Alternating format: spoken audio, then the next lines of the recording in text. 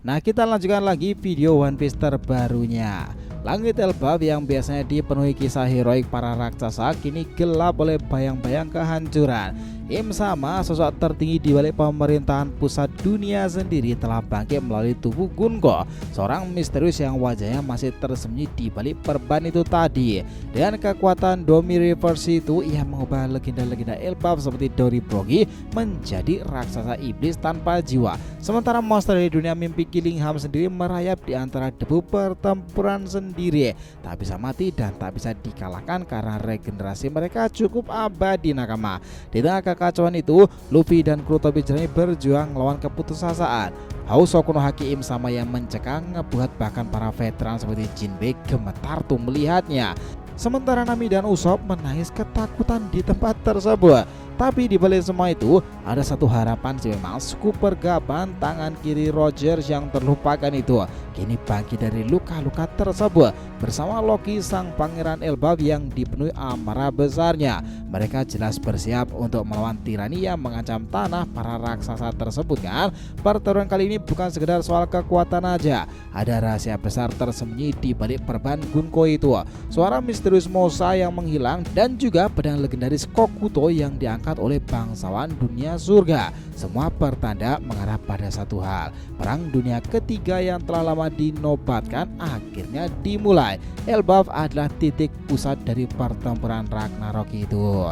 Yes, ini menarik nakama. Selamat datang teman-teman, kita akan bahas alur cerita prediksi ini dengan mimin di sini Joy Boy Library of Nika. Let's go, kita mulai ceritanya.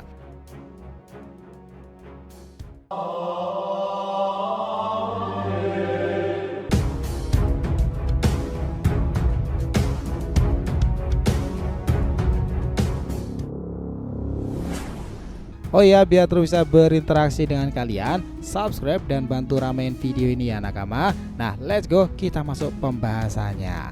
Begitu layar terbuka, suasana langsung dihiasi dengan musik khas yang familiar bagi para penggemar kisah One Piece.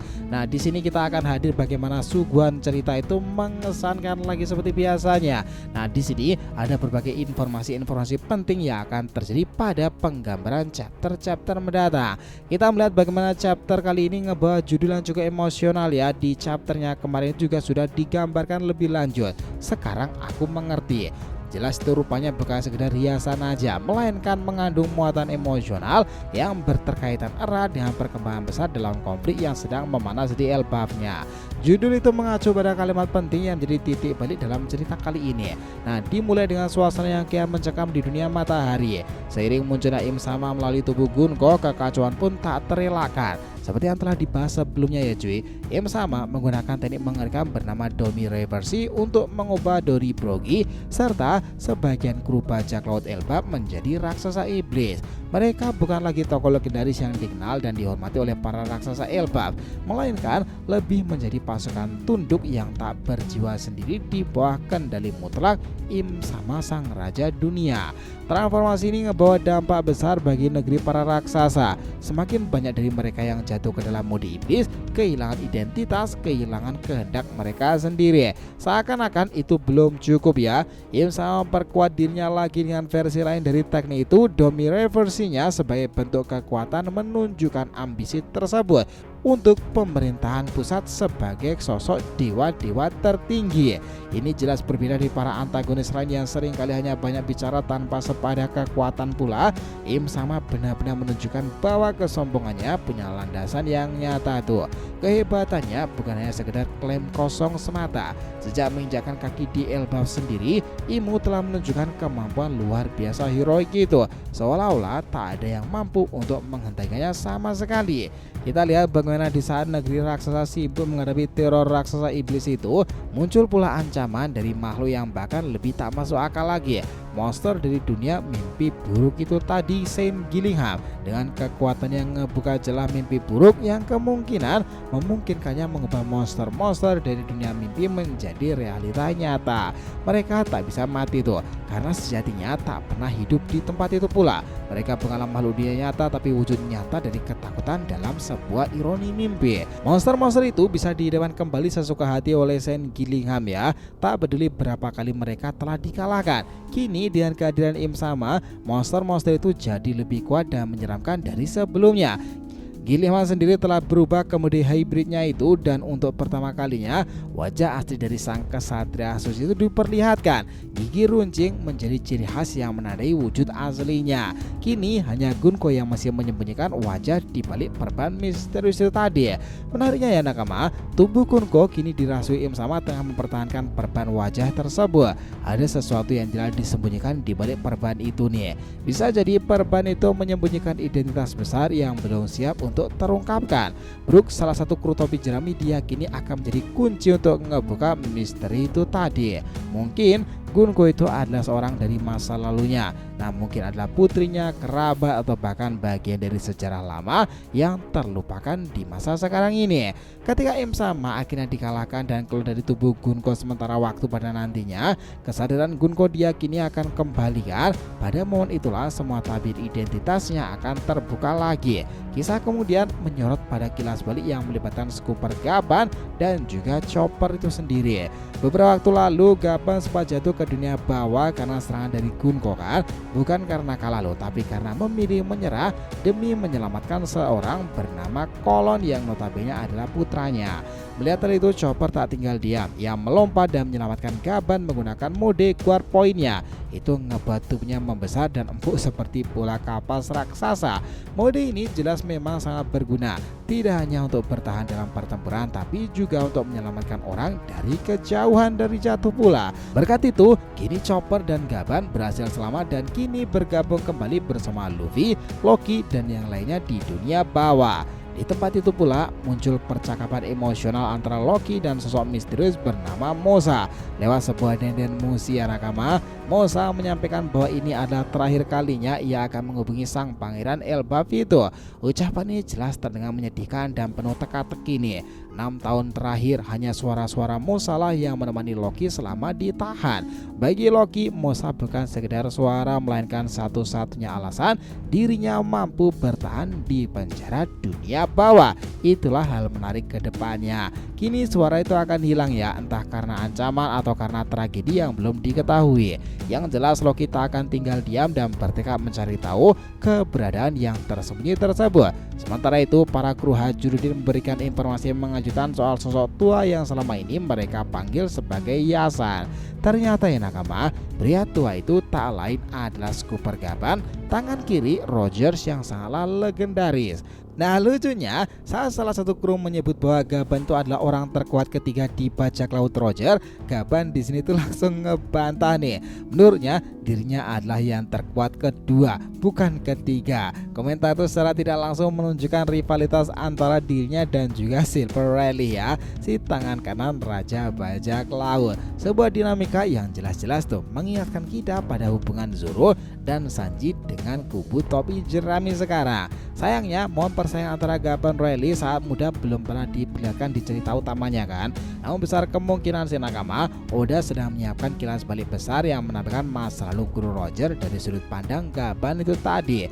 Bukan Oden seperti sebelumnya di Wano Kuni ya. Ini tentu menarik loh, karena Oden hanyalah kru sementara, sedangkan Gaban adalah kru inti yang menjalani setiap petualangan Roger dari awal hingga akhir. Itulah yang menarik. Nah, di sini kembali ke dunia matahari. Im Sama sekali lagi menunjukkan kekuatan luar biasa dengan melepaskan Housou no Haki yang sangatlah super kuat, jauh lebih dahsyat daripada sebelumnya. Getaran hakinya membuat banyak orang ketakutan dan gemetar tuh. Efeknya dirasakan hampir di seluruh wilayah atas Elbaf, menandakan bahwa pertarungan mendekati titik krusialnya. Sementara itu nakama, di saat langit mulai memekat oleh hawa kekuatan misterius tersebut, dunia matahari memang kembali bergetar oleh sisa efek dari haki milik pemerintahan tertinggi dunia itu Im Sama. Efek dari Housou Haki yang dilepaskan oleh Imu melalui tubuh Gunko masih belumlah reda tuh. Ledakannya menghantam seisi wilayah pohon Adam, menjatuhkan raksasa demi raksasa satu persatu, mengguncang tanah, dan bahkan mampu membuat pohon legendaris Adam tersebut itu masih berguncang layaknya terkena getaran gempa. Yang paling mengerikan, semua kekacauan itu terjadi tanpa Im Sama berada di tubuh aslinya. Ya lu bayangin aja coy, gimana mengerikannya saat tubuh aslinya itu juga datang kan. Gunko itu hanyalah wadah sementara loh. Ini hanya potongan kecil dari potensi asli dari Imu itu tadi. Jika segel identitas tubuh sejatinya terbuka, maka kekuatan yang ditunjukkan akan jauh melebihi bencana yang saat ini terjadi. Bahkan dalam keadaan ini saja kekuatannya sudah melebihi akal sehat para veteran dunia kan. Jinbe yang jelas terikat bersama kru bajak laut topi jerami di dunia matahari dapat merasakannya ketakutan pula. Ia mengungkapkan bahwa bukan hanya kekuatan fisik dari haki itu yang menakutkan, namun juga sensasi mengerikan dan jahat yang menyertainya. Sepanjang hidupnya, Jinbe telah banyak bertemu dengan pengguna kekuatan haki, tapi tidak pernah yang sejahat dan semenakutkan semengerikan ini. Jelas Nami dan Usopp pun juga mulai kehilangan harapan. Tangisan mereka mencerminkan keputusasaan dalam situasi yang terasa tanpa jalan keluar. Robin mencoba menenangkan mereka itu, mengingatkan bahwa bajak laut topi jerami telah melalui banyak situasi berbahaya kan, dan itu juga selalu berhasil untuk bertahan pula. Robin di sini yakin betul hal yang sama juga bisa saja akan terjadi kali ini. Dengan tenang Robin menciptakan tangan-tangan untuk melepaskan diri dari tanaman berdiri somber yang melilit tubuhnya tersebut. Tapi duri-duri itu melukai tangannya pula. Itu ngebuat usaha pelariannya juga tidaklah mudah nih. Robin akhirnya memutuskan untuk memprioritaskan menyelamatkan rekannya lain terlebih dahulu. Sebuah klon diciptakan untuk memulai misi tersebut. Namun panah-panah yang menahan tubuh mereka jauh lebih kuat dari sebelumnya. Itu menuntut klonnya bertindak ekstra hati-hati agar tidak menarik perhatian para musuh. Sesuatunya kian mencekam lagi. Sementara di tempat lain di dunia bawah, Luffy, Zoro, Sanji, dan Loki tengah bersiap untuk naik ke permukaan lebih lanjutnya. Hajru dan para raksasa ikut bergabung dalam barisan mereka. Sementara itu Gaban yang sedang dirawat oleh Chopper dan juga Gert itu akhirnya siuman sepenuhnya. Saat chapter sebelum memperlihatkan Gaban bereaksi atas nama disebut itu hanyalah reaksi bawah sadarnya. Kini ia benar-benar sadar dan langsung berdiri pula dan ngebuat Chopper terkesan terkejut di tempat itu. Chopper di sini tuh menyarankan tetap beristirahat sebenarnya, tapi Gaban menolak dengan senyum santainya. Baginya, luka parah seperti ini tak sebanding dengan pengalaman masa lalunya. Ia mengucapkan terima kasih kepada Chopper atas perawatannya, lalu meminum obat khusus dari Chopper untuk mempercepat proses pemulihan. Tapi Gaban menegaskan tidak ada waktu untuk istirahat. Situasi di permukaan sudah terlampau kacau balau. Jelas ya, ini menjadi darurat lagi. Nah, sebelum naik, Gaban menjelaskan bahwa haki yang mereka rasakan bukanlah milik para kesatria suci. Kekuatan itu jauh di luar jangkauan mereka. Gaban lalu berbicara tentang satu sosok misterius yang menjadi pemimpin tertinggi dari pemerintahan dunia. Bukan Gorosei semata, mereka hanyalah wajah publik. Sosok sejati berada di balik layar itu sendiri, tersembunyi dari mata dunia, dan dialah pemilik haki yang luar biasa barusan. Nah, jelas di sini Luffy mendengarkan dengan sangat serius terkesan. Di Pulau Egghead sebelumnya ia sudah pernah merasakan haki para Gorosei. Kuat memang, tapi tetap masuk akal lagi. Tapi haki kali ini benar-benar mencekam luar biasa. Seolah-olah Nia Jaya menyelimuti seisi dunia. Dan itu sangatlah pasti ya, kekuatannya melampaui para Gorosei sebelumnya. Nah, di sini Sanji pun ikut bertanya-tanya, mengapa pemimpin seperti itu disembunyikan? Apakah ada yang ingin dirahasiakan pemerintahan dunia sebesar itu? Sementara ini Loki tertawa dengan lantang di tempat tersebut. Baginya, apapun gelar mereka tersebut, baik Gorosei atau pemerintahan tertinggi ya, mereka tetaplah musuh yang harus disingkirkan dari dunia matahari. Gaban sendiri hanya bisa geleng-geleng kepala ya. Meski ditahan selama 6 tahun di dunia bawah, semangat Loki tetaplah membara seperti biasanya. Hajrudin lantas bertanya, kenapa pemerintahan dunia sampai turun tangan langsung ke Elbaf itu?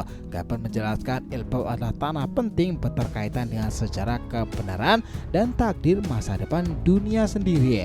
Maka untuk menyambut perang besar dunia ketiga, pemerintahan dunia ingin menguasainya. Karena masa lalu kembali menghantui Hajrudin. Ia teringat pada ayahnya Raja Haralia yang melindungi Elbaf sepenuh hati. Rasa kehilangan itu berubah menjadi tekad membara untuk mempertahankan tanah suci kelahirannya. Sementara itu di dunia surga, Lilith telah sampai bersama sepatu terbangnya tersebut. Ia menghadapi pada seorang bangsawan raksasa untuk melaporkan kekacauan yang terjadi di dunia matahari. Ripley yang memintanya pergi lebih dulu agar bisa memberikan informasi yang akurat pada para petinggi dunia surga. kabar dari Lee ternyata sesuai dengan apa yang dirasakan para raksasa di dunia surga ya. Mereka itu juga bisa merasakan efek dari haki Im Sama walaupun berasal dari dunia lain. Hal ini ngebuat para bangsawan yakin bahwa peringatan itu nyata adanya. Bangsawan itu pun bangkit dan mengambil sebilah pedang hitam berdesain unik. Kemungkinan besar itu adalah jenis Kokuto, salah satu dari 12 pedang terbaik dunia yang dikenal sebagai golongan Saijo Owazamono. Bangsawan itu mulai mengumpulkan para prajurit terbaik Elbaf untuk bertempur. Perang besar akan segera dimulai. Nah, di sini keadaan yang makin kacau balau sendiri kembali ke dunia matahari. Bonnie, Frankie, Ripley terlihat kelelahan setelah mengalahkan salah satu kelompok bajak laut Giant Warrior yang telah berubah menjadi iblis. Namun ancaman itu belum selesai ya. Meskipun musuh itu telah tumbang, tubuh besar iblis itu mulai bergerak kembali, seolah-olah akan bangkit untuk ronde keduanya.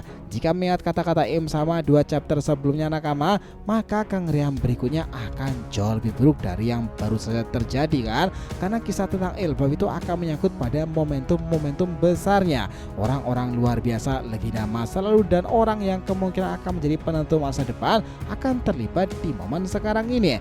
Belum juga ya itu akan diperkenalkan senjata rahasia pemusnah massal yang mungkin akan berkaitan dengan Uranus juga akan muncul di Elbaf. Bagaimana gambaran clue-nya sendiri. Nah, semua orang juga masih menantikan bagaimana Poneglyph terakhir juga akan ada tanda tanya di negeri tersebut kan. Segala kekacauan ini serasa saling nyambung satu persatu.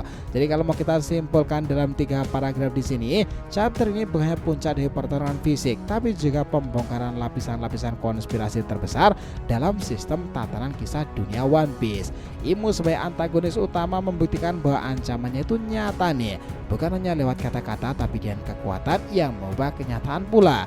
Di balik setiap kejahatan selalu ada pahlawan yang bangkit. Gaban, Loki, dan tentu saja Luffy berserta kru yang tak pernah menyerah itu. Misteri Gunko dan hubungannya dengan Brook, nasib Mosa, serta pedang Kokuto yang muncul di dunia surga, semua mengisyaratkan bahwa Oda sedang menyiapkan plot twist besar nih. Saga Elbaf bukan sekedar pulau raksasa saja, ia adalah kunci memahami sejarah kuno, takdir dunia, dan peran topi jerami dalam mengubah segalanya. Nah, dengan akhir chapter yang meninggalkan begitu banyak pertanyaan di nakama, satu hal yang pasti, perang Elbaf akan menjadi titik balik terbesar dalam sejarah ceritanya. Apakah Luffy sanggup melawan Im Sama? Siapakah sebenarnya Gunko itu nih? Dan bisakah Scooper Gaban mengungkapkan kebenaran tentang Goldie Roger? Jawabannya akan menentukan masa depan dunia baru, dan kita jelas akan menantikan ceritanya lebih lanjut lagi. Stay tune nakama. Sepakat tentang bagaimana penggambaran cerita kali ini. Jadi telah tadi ya pembahasan kita mengenai apa yang terjadi pada kisah One Piece ke depannya nanti. Terima kasih banyak telah mengikuti cerita ini sampai akhir. Jika kalian punya pendapat, langsung aja komentar di bawah dan kita akan usahakan respon, oke? Sampai jumpa di video selanjutnya nakama, dan Joy Boy Sang Nika telah kembali ke peradaban One Piece.